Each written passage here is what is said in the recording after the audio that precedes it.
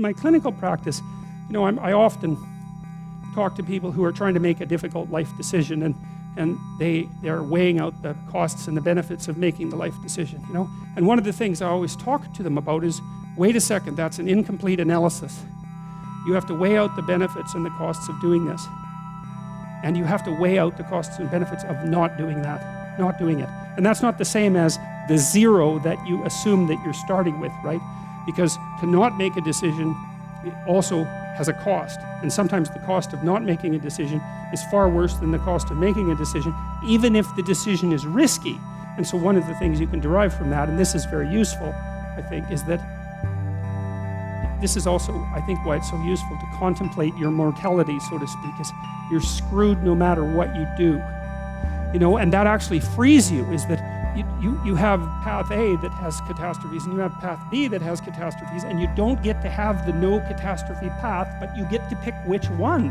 And that's really something, because if you know that there's terrible risk associated with everything that you do and don't do, then you can afford to take some risks, because you're not, and this is all within the ark metaphor. I'm still making the case that despite the fact that your life is essentially catastrophic, you can make a covenant with the highest ideal, and that will take you through it the best way possible. I'm still making that case.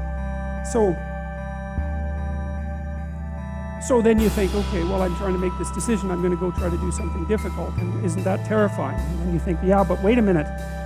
What's really terrifying is not doing it. And then you think about the cost of not doing it. So in the future authoring program, we have people do this little meditative exercise, which is, okay, just think about your insufficiencies by your own definition, right? The way that you don't do what you know you should do. About the things that you do that you shouldn't do, that you know you shouldn't do beyond a shadow of a doubt, right? There's some things like that.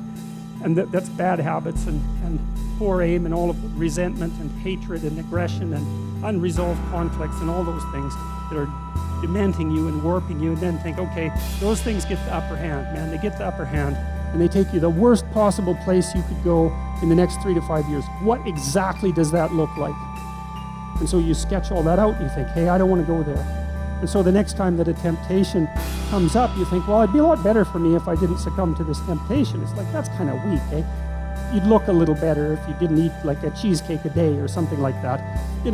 That's something, but it's not the same as I'm going to have diabetes and I'm going to lose my damn leg in 5 years if I don't get my eating under control.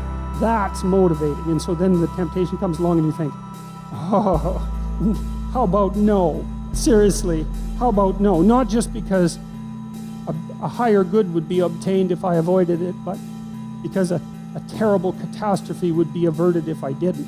And so you want to get your fear behind you, right? You want to get it behind you where it's pushing you forward instead of in front of you where it's stopping you. And you get your fear behind you, pushing you forward by actually thinking through the consequences of not putting your life together. And the least of those is that you waste it and suffer, right? Because you're going to suffer anyways, man. So you waste it and suffer. That's a bad deal. Because maybe if you're going to suffer, you could at least do something noble and glorious and upright and powerful and honorable and admirable and helpful and difficult. That's just so much better. And maybe that's good enough so that you think, hey, little suffering, it's basically worth it. At least it's a way forward.